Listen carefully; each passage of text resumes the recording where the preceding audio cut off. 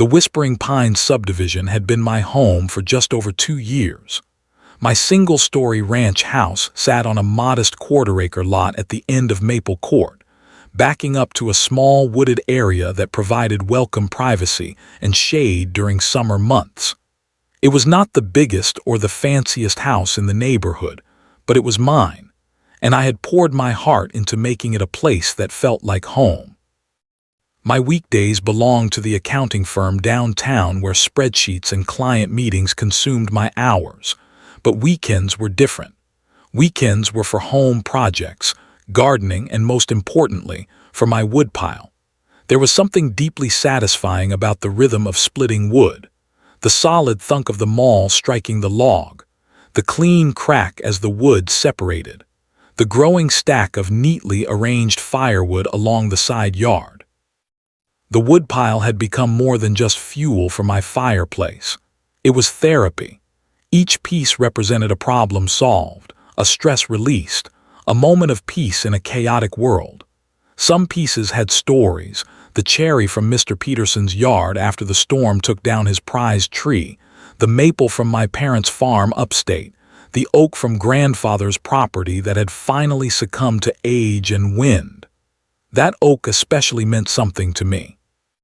The tree had stood watch over family picnics and reunions for generations before falling last autumn. I had arranged the woodpile with almost obsessive precision. Larger pieces formed a solid base, medium logs stacked in alternating directions for stability, kindling and smaller pieces stored separately in waterproof containers. A subtle slope ensured water runoff. A dark green tarp covered the top during rain, but was neatly folded back on clear days to allow proper drying. The entire arrangement sat on pallets to keep the bottom layer from ground moisture. It was practical, but to my eyes it was also beautiful, a testament to preparation and care. My neighbor Tom Henderson had been the first to mention the HOA when I moved in. "Keep your nose clean with Barbara Winters," he advised one Saturday morning as we both collected our mail. HOA president for 5 years running. Rules are her religion and exceptions are her mortal enemy. I had nodded politely but thought little of it. My previous community had an association too, but it had been largely hands-off, concerned mainly with the community pool and occasional street repairs. Besides, I kept my property immaculate, lawn perfectly mowed, hedges trimmed, exterior paint fresh. What could possibly cause issues? Other neighbors gradually filled in details about the notorious Barbara Winters, how she had forced the Johnsons to repaint their front door because the shade of blue was unapproved, how she had issued daily fines to the elderly Wilsons until they removed the bird bath that had been in their yard for 20 years, how board meetings were less democratic discussions and more Barbara's personal platform for neighborhood control. Still, I remained optimistic. The community seemed otherwise pleasant. Children rode bikes safely down quiet streets. Neighbors waved and chatted during evening walks. The annual block party was reportedly a highlight of the summer social calendar. I would simply follow reasonable rules and avoid unnecessary conflicts. That illusion of peaceful coexistence shattered one Thursday evening as I returned from work. A shadow moved at the edge of my property line. A woman in her mid-50s, immaculately dressed in a beige pantsuit, her blonde hair cut in an expensive bob, stood examining my woodpile. Her red-framed glasses hung from a chain around her neck, and she held a clipboard against her chest like armor.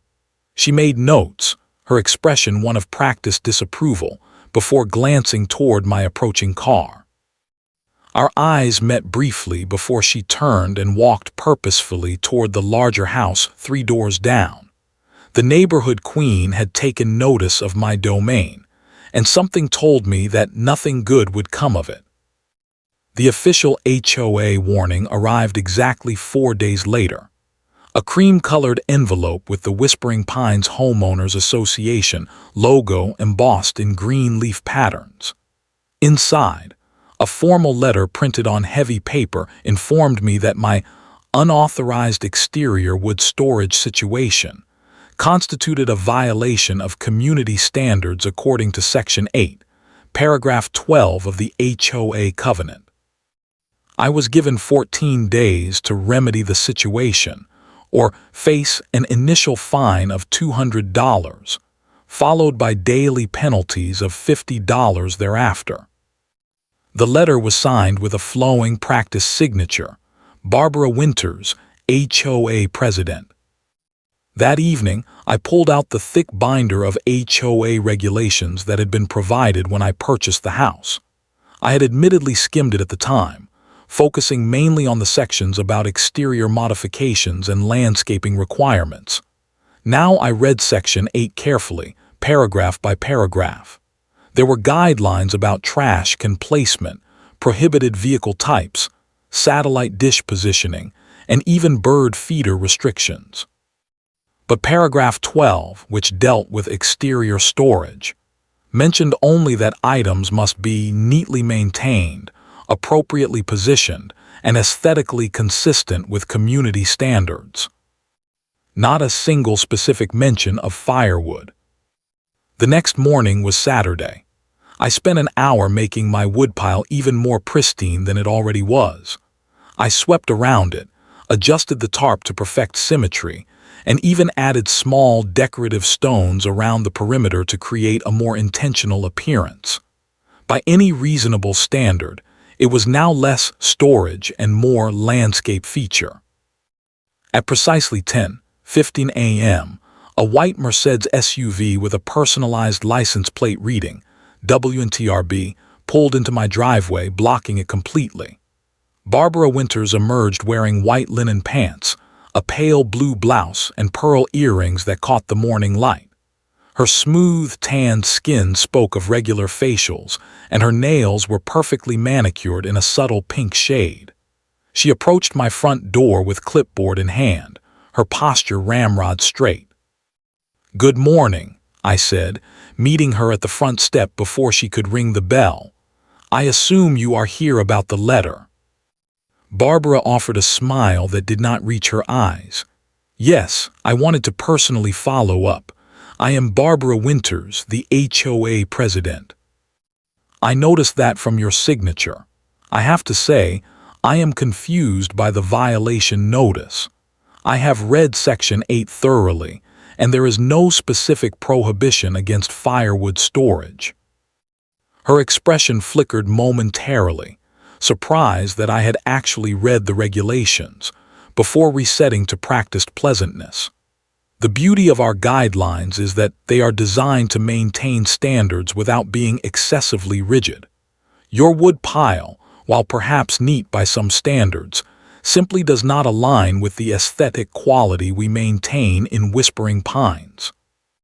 "I understand community standards," I replied carefully, "but without clear guidelines it seems subjective. I have made additional improvements this morning. Perhaps you would like to see." Barbara followed me to the side yard, her lips pressed into a thin line as she surveyed my enhancements. "The issue is not whether it is neat. The issue is visibility from the street and neighboring properties.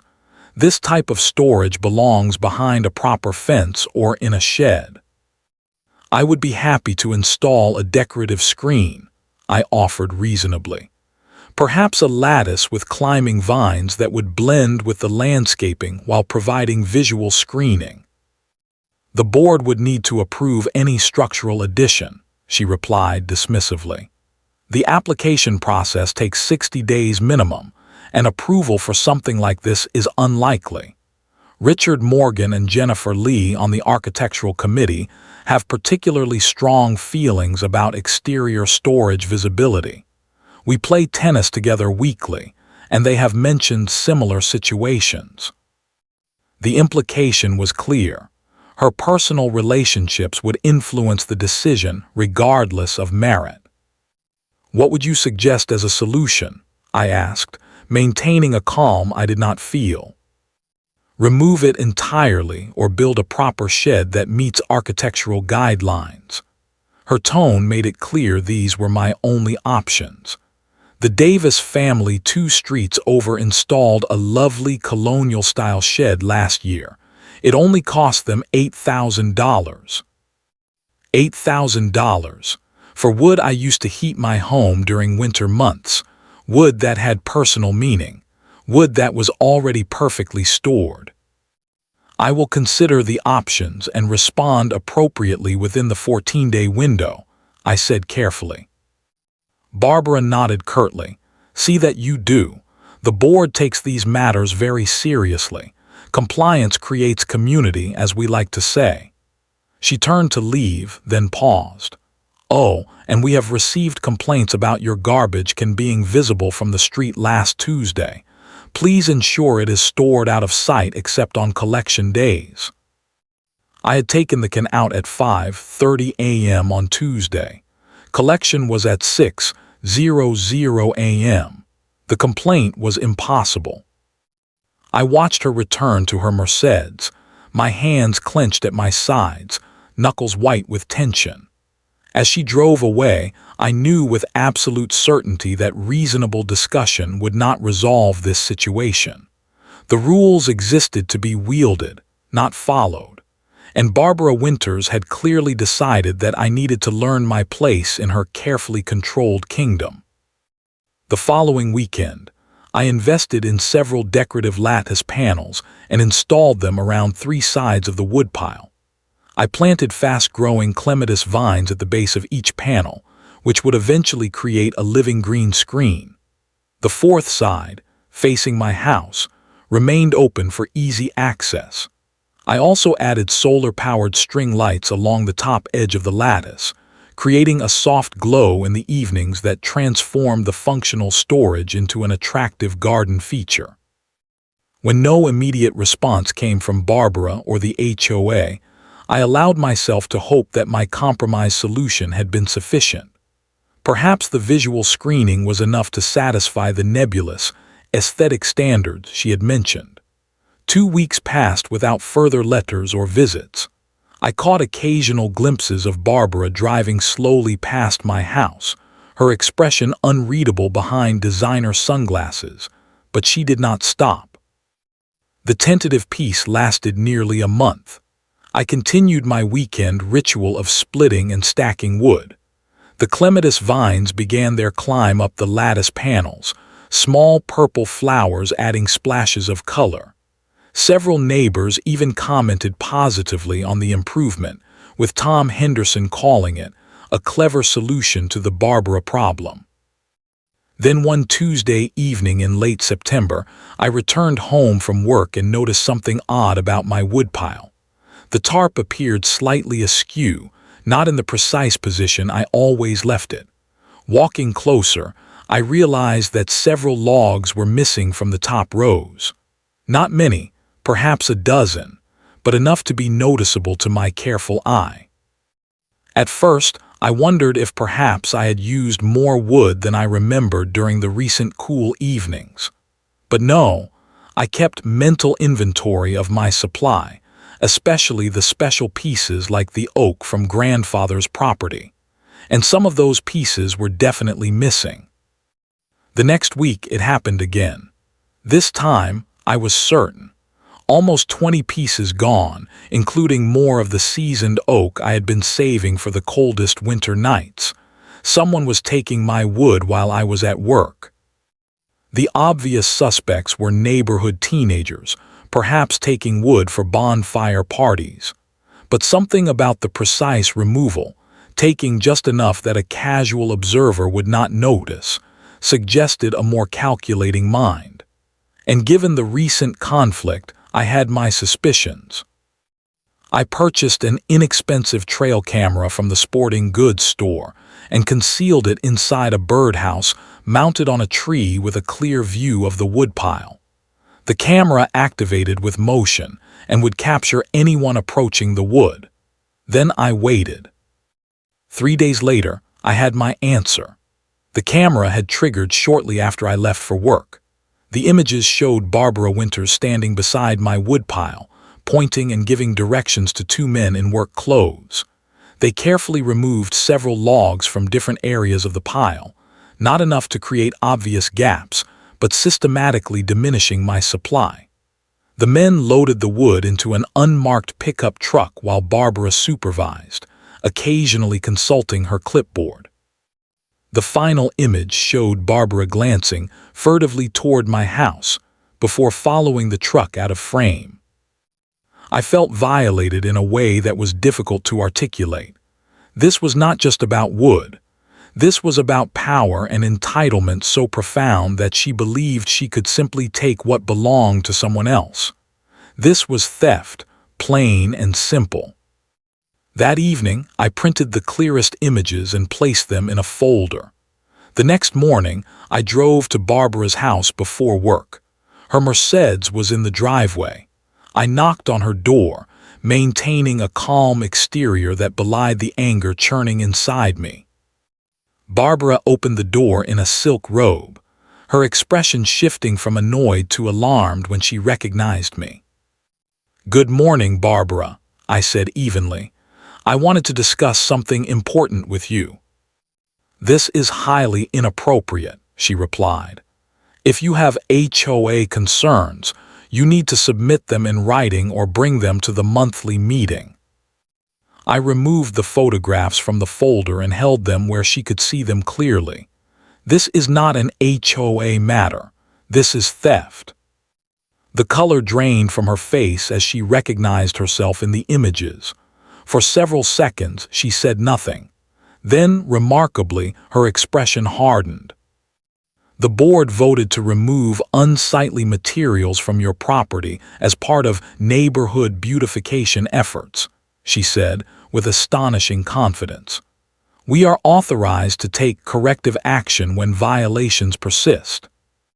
"Show me that authorization in writing," I demanded, "and explain why these beautification efforts resulted in my personal property being transported off-site rather than properly disposed of." "I do not have to explain board decisions to individual homeowners," she replied, her voice rising slightly. "We act in the best interest of the community." That evening, I discovered exactly what had happened to my wood. While walking my usual evening route through the neighborhood, I passed Barbara's backyard just as she was hosting what appeared to be an impromptu garden party. Through the decorative iron fence, I could see a group gathered around a large stone fire pit where a fire blazed merrily.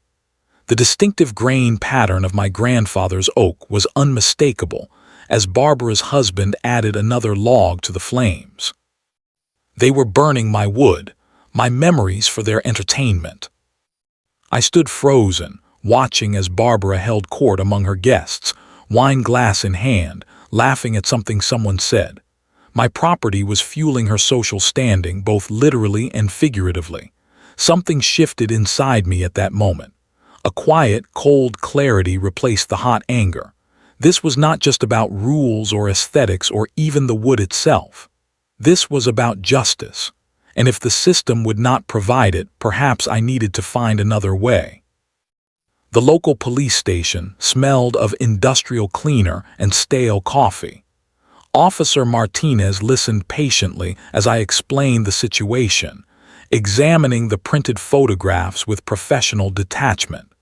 His expression remained neutral, but I noticed his eyes lingering on the image showing Barbara directing the workers. "I understand your frustration," he said finally, sliding the photos back across the desk. "But this falls under civil matters, not criminal. The HOA could claim they were enforcing community guidelines, and without clear evidence of criminal intent, we cannot pursue theft charges." "She took my property and is using it personally," I pointed out. "How is that not theft?" "HOA enforcement actions exist in a legal gray area," Officer Martinez explained. "They can claim they were removing a violation after proper notice. The fact that the wood ended up in her possession would be difficult to prove as intentional theft rather than improper disposal. You would need to pursue this through civil court or within your HOA governance structure." I left the police station feeling deflated but not surprised. The next logical step was legal counsel. I scheduled a consultation with Sarah Jeffries, an attorney who specialized in property disputes and HOA conflicts. Her office was warm and inviting, with framed degrees and certificates covering one wall.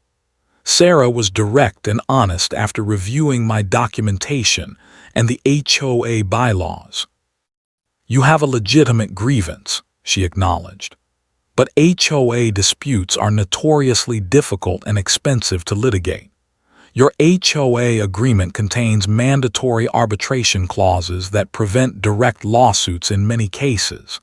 And even with clear evidence of improper behavior, courts tend to defer to HOA authority unless the actions are egregiously beyond their scope." "What about the theft aspect?" I asked.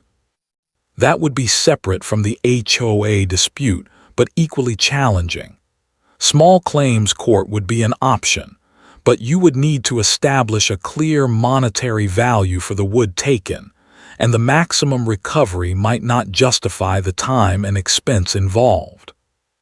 She quoted her retainer fee, $3,000, with an estimated total cost potentially reaching $10,000 if the case progressed to formal litigation. All for firewood worth perhaps a few $100s in market value, but incalculable in personal meaning. My next attempt at resolution was through proper HOA channels. I submitted a formal complaint about Barbara's actions, requesting a hearing at the next board meeting. 2 days later, I received a curt email stating that my complaint had been reviewed and deemed without merit as it concerned standard enforcement actions. The email was signed by Richard Morgan, HOA Vice President, one of Barbara's tennis partners. Still, I attended the next monthly meeting, held in the community center on the first Thursday evening of October.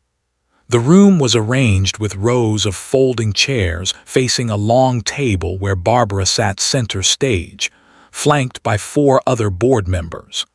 About 20 residents scattered throughout the room, most looking bored or resigned. When the agenda reached open forum, I stood and clearly stated my concerns about the removal of my firewood without consent or compensation. Before I could finish, Barbara interrupted. "The board has already addressed this matter," she announced. "Enforcement actions regarding covenant violations are not subject to community review. Next item, please." "I have not finished," I insisted. "I have photographic evidence." "Your allotted time is 30 seconds per the meeting guidelines," Barbara stated, glancing pointedly at her watch. "And you have exceeded that. Jennifer, please read the next agenda item." I remained standing as Jennifer Lee began discussing plans for the fall festival. Barbara whispered something to Richard Morgan, who smirked in response. I slowly scanned the room, noting the expressions of my neighbors. Some avoided eye contact entirely. Others offered sympathetic glances but remained silent. The message was clear: Barbara's authority was absolute and unchallenged. As I returned to my seat, I caught the eye of Eleanor Simmons, a retired teacher who lived at the end of my street. She gave me the slightest nod of encouragement before looking away. After the meeting, Eleanor approached me in the parking lot. "The produce section at Wilson's Market at 7 tomorrow," she whispered before walking briskly to her car. The following evening at Wilson's Market, I found Eleanor examining tomatoes with unusual intensity. As I approached, she spoke without looking up. "You are not the first, you know. Barbara has been doing this for years, taking things, enforcing rules selectively, using HOA resources for personal benefit. But she has friends on the town council and family connections with local judges." "Is there nothing to be done?" I asked quietly. "A group of us meets occasionally, people she has targeted. We have documentation, stories, but no one has been willing to risk the consequences of challenging her directly. She can make life very difficult. Over the next 2 weeks, I met with a leaners group, 6 homeowners with similar experiences, fines for violations that did not exist, selective enforcement, personal property removed or damaged during inspections. One man had his antique garden bench confiscated as unapproved furniture. Another had her heirloom roses torn out during her vacation because they exceeded the approved height for border plantings. Together, we drafted a comprehensive complaint with supporting evidence to present to the full homeowner community, bypassing the board entirely. But when we attempted to reserve the community center for the meeting, our request was denied. When we tried to distribute informational flyers, we received cease and desist letters claiming defamation. Barbara's grip on the community mechanisms was complete.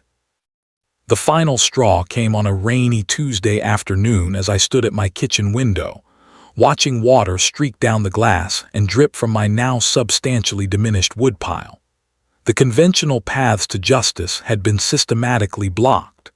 The system designed to protect homeowners had been weaponized against them. But perhaps there were other ways to restore balance, ways that required no permission, no approval, no authority beyond my own ingenuity and patience. The weekend after the failed HOA meeting, I needed to clear my head. The constant stress of neighborhood politics and Barbara's ongoing campaign had begun to affect my sleep and concentration at work. I drove 30 minutes to Riverside Nature Preserve, a sprawling woodland area where hiking trails wound through old-growth forest and alongside gentle streams. The autumn colors were reaching their peak, brilliant reds, vibrant oranges, and deep golds painting the landscape in fire. I followed my favorite trail, breathing deeply of the earthy scent of fallen leaves and damp soil. The physical exertion gradually released the tension from my shoulders and cleared the fog of frustration from my mind. About 2 miles in, the trail crossed a small creek and wound up a gentle hill where several massive trees had fallen during the previous spring storms. The Park Service had cleared the trail but left the fallen giants to decay naturally, returning their nutrients to the forest floor. I paused to examine one particularly massive oak that had toppled, its root system creating a 15-foot wall of earth and stone where it had been torn from the ground. The trunk, easily 4 feet in diameter, extended across the forest floor like a fallen colossus. As I ran my hand along the weathered bark, I noticed something unusual. A section of the trunk was hollow, creating a natural tunnel about 3 feet in diameter. Curious, I knelt for a closer look. Inside the hollowed trunk, movement caught my eye. Hundreds of large black ants moved with purpose through the decaying heartwood. Not tiny sugar ants from kitchen counters, but substantial carpenter ants with powerful mandibles designed for excavating wood. Nature's demolition crew, systematically reducing the mighty oak to soil. I watched, fascinated, as they worked with single-minded determination. A worker ant emerged carrying a fragment of wood larger than its own body. Another disappeared into a small tunnel, only to reappear moments later from a different opening. Their colony had clearly been established for some time, the interior of the log showing the distinctive galleries and chambers created by generations of workers. Something clicked in my mind. A connection formed between these industrious insects and my ongoing neighborhood conflict.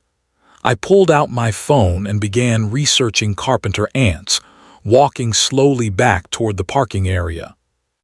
Carpenter ants, unlike termites, do not eat wood but excavate it to create nesting spaces. They prefer damp, partially decayed wood but will readily expand into sound lumber if conditions are right. A mature colony can contain up to 50,000 workers. When resources become limited, they send out winged reproductive ants to establish satellite colonies nearby. Most importantly, They are nearly impossible to eradicate once they become established in wooden structures without professional treatment. By the time I reached my car, the outline of a plan had formed. Not destruction. I was not looking to cause permanent damage to property, but disruption. A natural consequence that would be difficult to trace to any human agency. A lesson in respecting boundaries and property rights taught by nature itself.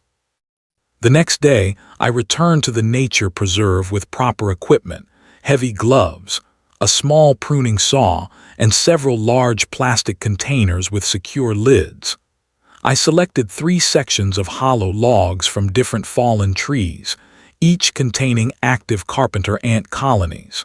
The logs were already dead, their removal causing no harm to living trees. I carefully cut sections that would blend perfectly with my existing woodpile, each approximately 16 inches long, ideal for a standard fireplace. At home, I researched further. Carpenter ants are most active at night and require moisture to thrive. They establish main colonies but readily create satellite nests when scouts discover suitable new habitats. They are attracted to sources of sugar and protein, which helps them build new colonies quickly. And crucially, they can travel considerable distances in search of suitable nesting sites. Over the next week, I prepared the logs carefully. I created a stable environment inside each hollow section, ensuring the colonies had sufficient moisture and food to remain active. I sealed small gaps with natural materials that would not raise suspicion, but left enough openings for the ants to explore when placed in a new environment. I selected aged oak logs that matched the appearance of my most prized pieces, the ones from grandfather's tree that Barbara had specifically targeted. When the preparation was complete, I had 3 hollow logs that appeared identical to regular firewood from the outside. Inside each, however, was a thriving carpenter ant colony, temporarily contained but ready to expand when conditions were right. I was careful to keep the logs in sealed containers away from my own home to prevent any unintended consequences. The final step was placement. I completely reorganized my woodpile, positioning the prepared logs prominently where they would be most visible and accessible. I made sure they appeared to be the most desirable pieces, the perfectly aged, split sections that any discerning wood thief would target first. I reinstalled the trail camera, angling it carefully to capture any activity around the woodpile. To enhance the trap, I subtly reduced the screening around the woodpile. I trimmed back some of the growing vines and removed one lattice panel, making the wood more visible from the street. A calculated risk, perhaps inviting another HOA citation, but necessary to ensure the bait was noticed. With everything in place, I began the waiting game. Each morning before leaving for work, I checked that the hollow logs remained in position. Each evening upon returning, I inspected the woodpile for signs of disturbance and checked the camera for activity. Days passed with no action. A week, 2 weeks. I maintained my normal routine. I smiled and waved at neighbors. I attended an HOA meeting where I sat quietly as Barbara announced new restrictions on holiday decorations. I even exchanged pleasantries with Barbara when we happened to cross paths at the community mailboxes, her suspicion evident beneath her tight smile. All the while, I waited patiently, observing from my kitchen window in the mornings as I sipped my coffee, watching the woodpile where my secret allies waited for precisely the right moment. The notification from my trail camera arrived on a Wednesday afternoon during a budget meeting at work. My phone vibrated with the motion-activated alert, but I resisted checking it until the meeting concluded.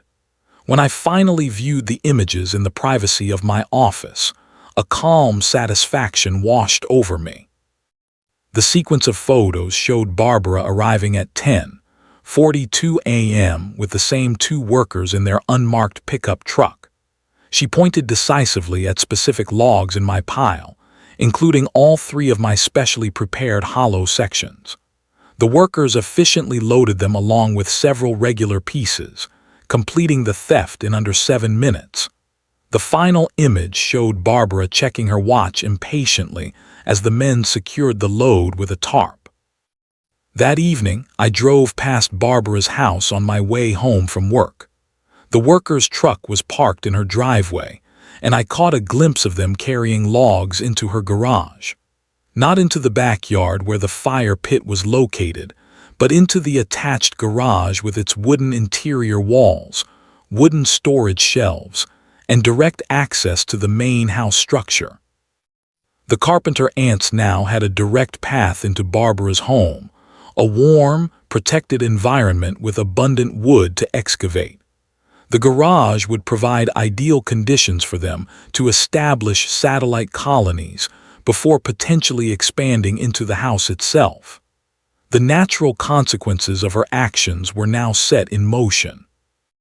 I kept my routine exactly the same over the following days. I split more wood on the weekend, not to replace what was stolen, but to maintain the appearance of normalcy. I exchanged pleasantries with neighbors. I even ordered the decorative shed catalog that Barbara had recommended, leaving it visibly on my front porch where she would notice it during her regular neighborhood patrols. 2 weeks passed before the first signs appeared. Eleanor Simmons called one evening to share neighborhood news. Barbara had apparently canceled the weekly tennis match with her HOA allies. The reason? A household emergency requiring immediate attention. 3 days later, Tom Henderson mentioned casually over the fence that he had seen a pest control truck parked in Barbara's driveway. Probably seasonal preventative service, he suggested, though his tone indicated he found the timing curious. By the following week, the pest control visits had become a regular occurrence. Different companies arrived on different days, evidence that the first treatments had been ineffective. Through the neighborhood grapevine, I learned that Barbara had canceled her annual Halloween party due to ongoing renovations. The situation escalated when residents received an email announcing an emergency HOA meeting to discuss environmental concerns affecting community properties.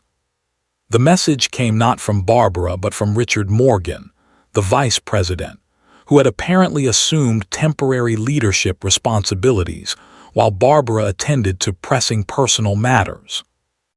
The emergency meeting revealed the extent of the situation. Richard Morgan conducted the proceedings with none of Barbara's usual authoritarian flair. He appeared nervous, constantly checking his phone for messages. "We have received reports of carpenter ant infestations in several properties on the north side of the community," he announced. "The board is investigating whether this represents an environmental issue requiring coordinated response." Eleanor Simmons raised her hand. "My cousin is an entomologist," she offered. "He says carpenter ant colonies often send out reproductive swarms in spring and fall. Once established, they can spread to adjacent properties through common walls or even by crossing short distances between structures." This information caused visible concern among homeowners. Richard attempted to maintain calm but lacked Barbara's skill at controlling the narrative. Questions multiplied. Should all homes be inspected? Would the HOA cover treatment costs? Was there negligence involved in allowing the infestation to establish? "Where exactly did the infestation begin?" someone asked. Richard shifted uncomfortably. "We are still determining the origin point, but it appears to have started in the Winters residence." The meeting devolved into anxious discussion. Multiple homeowners reported seeing pest control services at Barbara's house over the previous weeks. Others expressed concerns about property values if word of an infestation spread beyond the community. The carefully controlled HOA meeting format collapsed into genuine neighborhood concern.